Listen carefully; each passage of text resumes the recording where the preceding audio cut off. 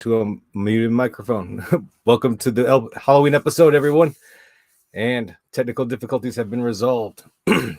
As you can see, I've got my little overlay going, and it's going to be a fun night tonight. But I wanted to get a couple things out of the way real quick. First thing I want to talk about is the current events, and that is going to be a quick little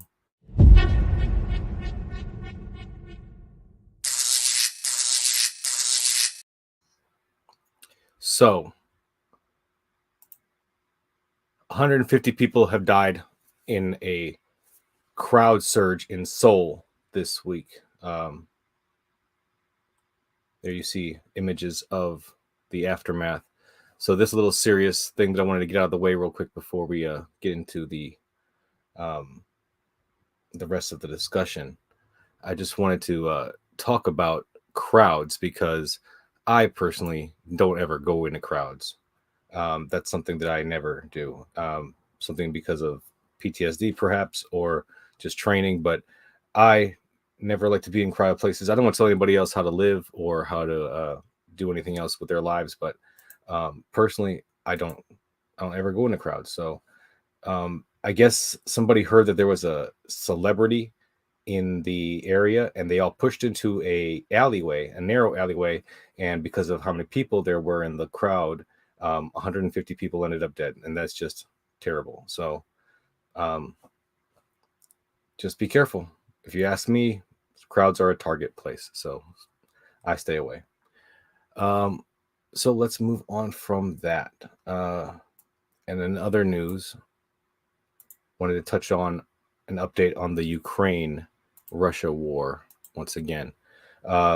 So now Russia is suspending the Ukraine grain exports that they had a deal with the UN to keep going for food prices to keep down.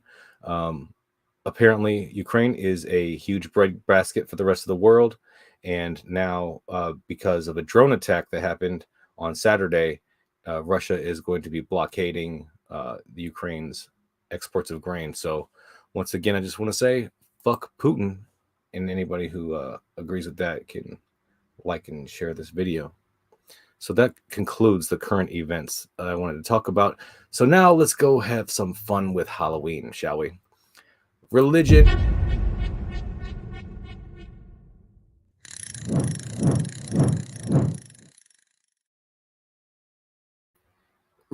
in retrograde. Haha. So I got a few stories to talk about tonight. The first one I wanted to talk about is Kanye West. Let's just play the clip. They send the bots in. There's people working here. You know, it's like Prince had to constantly fire people. I got to constantly fire people. It's just all kind of people sitting around doing nothing, charging. I had 530 consultants last year. For your businesses? For my businesses. I didn't know. We just hire some guys in. And, you know, this is the issue when you hire atheists. I think that's illegal to say in California, but, you know, sue me. This is the issue, you know, because God-fearing people perform for an audience of one. At the end of the day, we all know we have to answer to God.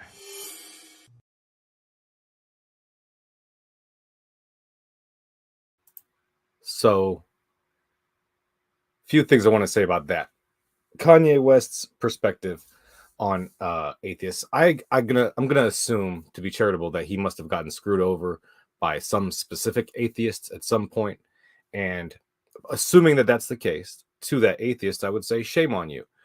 Grow up. Don't do that kind of thing. That is assuming, of course, that is the case. Kanye West is not necessarily a reliable narrator of his life, as it were. But moving on from that, for argument's sake, let's assume that there was an atheist who did screw over Kanye at some point. Atheists are people, just like everybody else.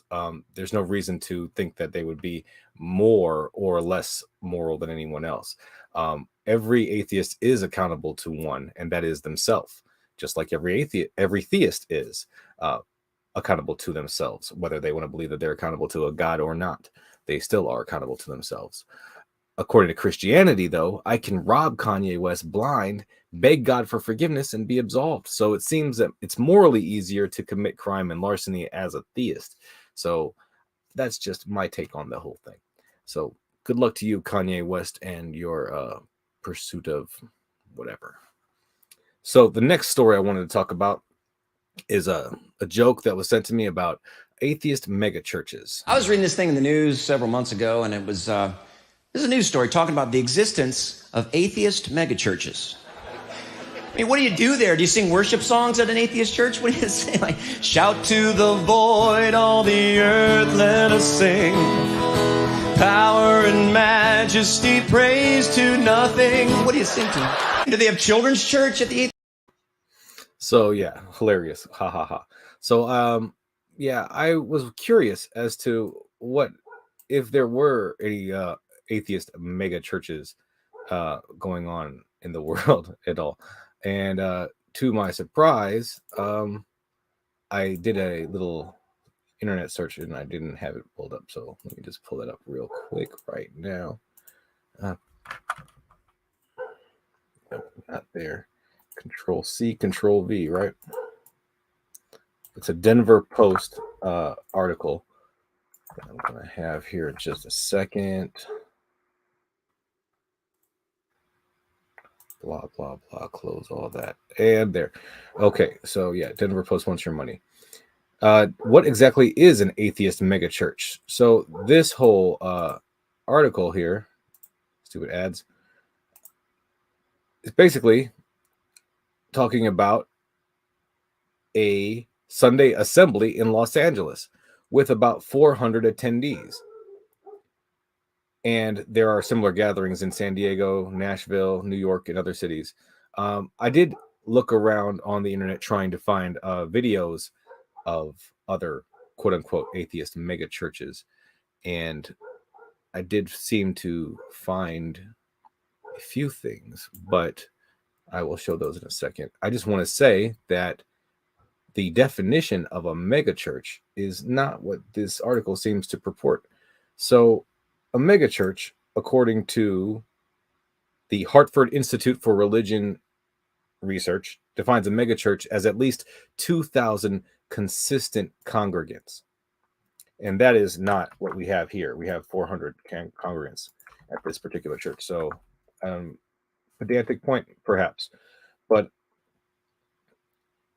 so I did find a video of one of these atheist churches taking place, and I just wanted to show you guys what's going on here. So I'm not going to play the sound. I'm just going to skip through it. They're singing songs like Queen and, you know, I don't remember the other song that I heard, but it just seems like good fun. Here's a image of the mega church congregation. You can see that there's tons of people there. Must be a huge mega church. Yeah, I don't know what they're talking about there. Anyways, I'm all for it. I'm all for atheists and secular churches, or whatever you want to call it. To me, I think that we as a secular community, we don't have the infrastructure that we need. The theists, they have communities that help each other with all kinds of problems, financial, social, interpersonal problems, and they have each other to lean on in times of stress and great trepidation. But when we are so insular, we are all so separate.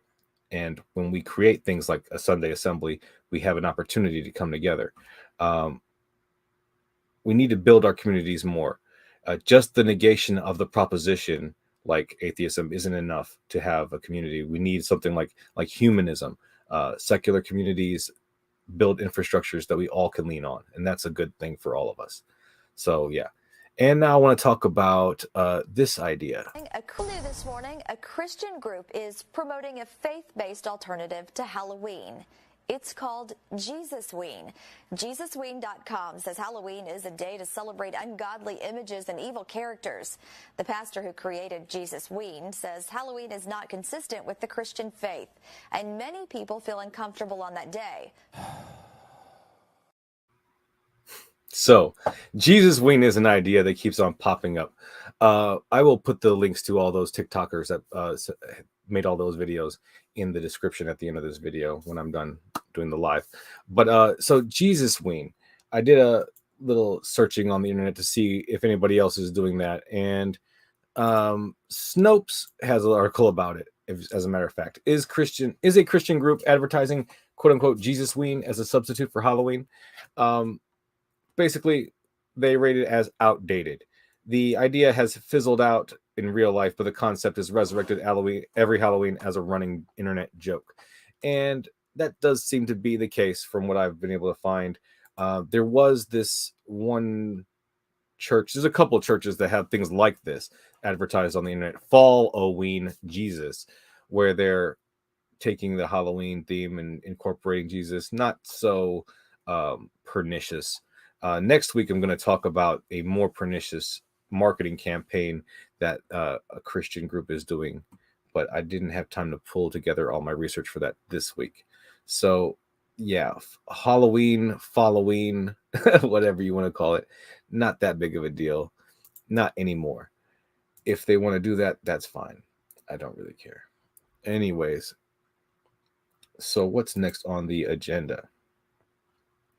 So, let's go ahead and talk about the last subject of the night. We're going to do a quick episode tonight, y'all. Let me check the comments, see what you guys have been saying. Hey, Native Atheist, good to see you. Maya Atkinson, good to see you. Looks like you guys are the only ones talking in the chat right now, so great to see you guys. Thank you guys for being here so much. So let's do the last section of the night.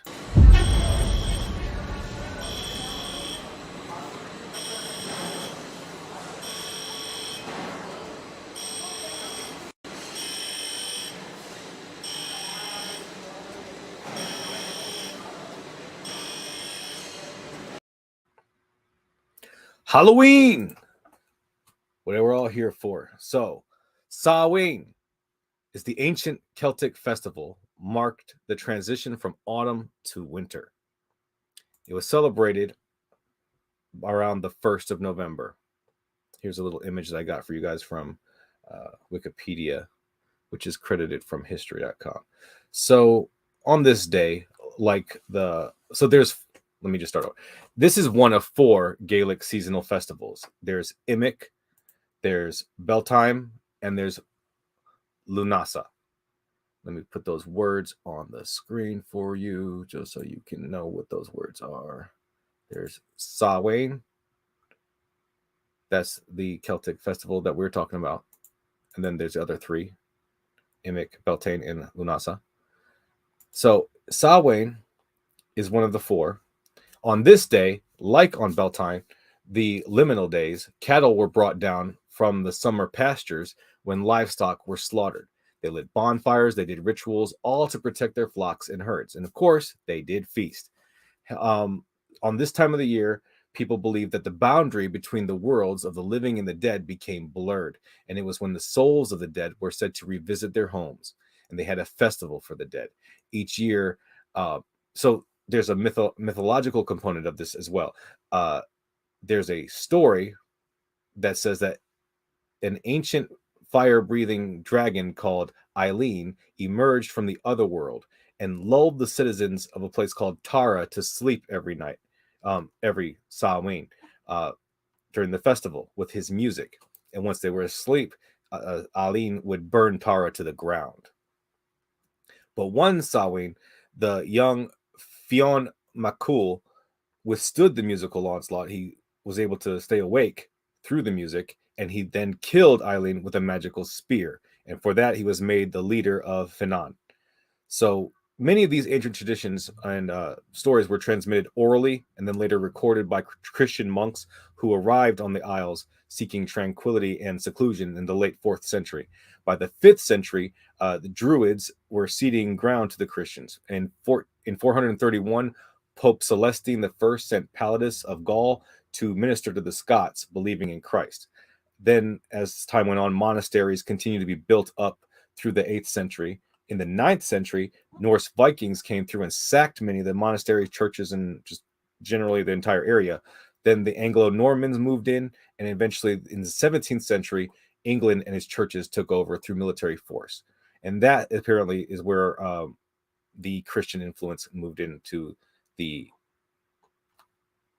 current ideas. So there's apparently evidence that some churches were celebrating All Saints' Day on November 1st as early as 800 AD. Irish and Scottish immigrants would bring folk tales and traditions with them to America and all around the world during times of great migration, like the potato famine of 1845. So these traditions, where do they come from?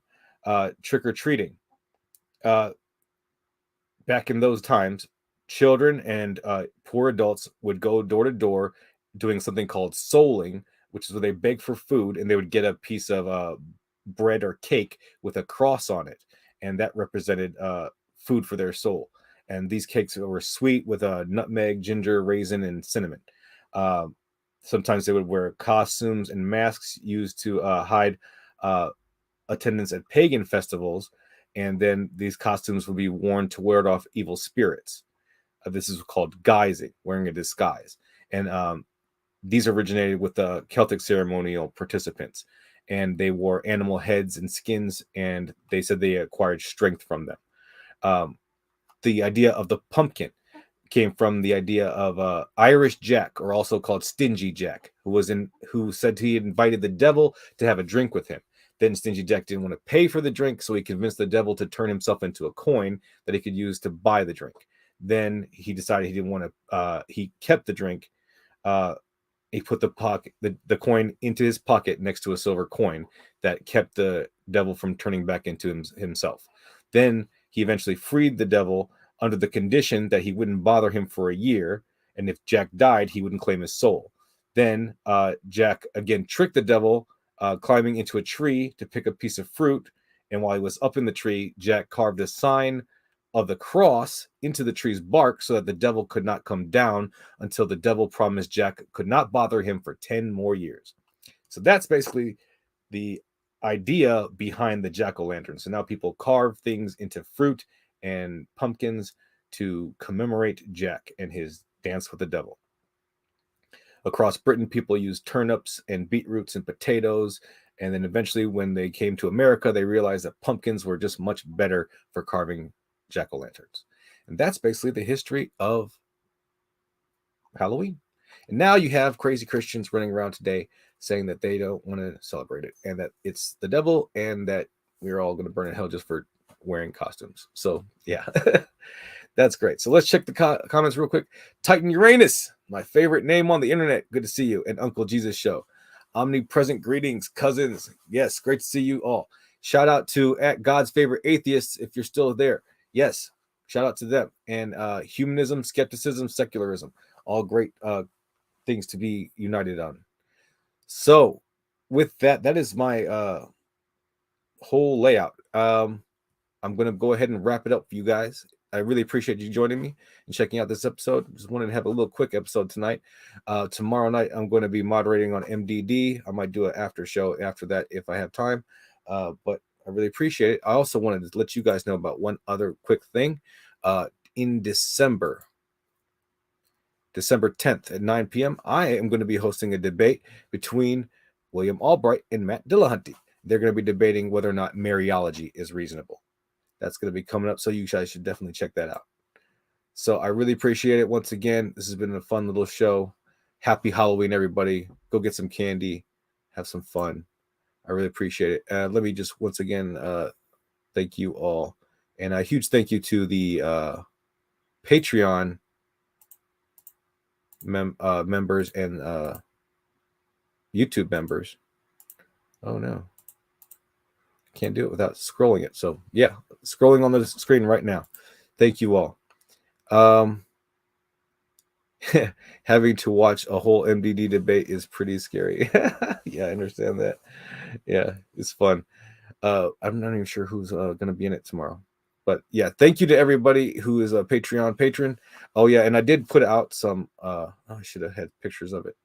I wonder how long it would take me to load it. I did put out some winter solstice merch in the store if you guys are interested. So check those out.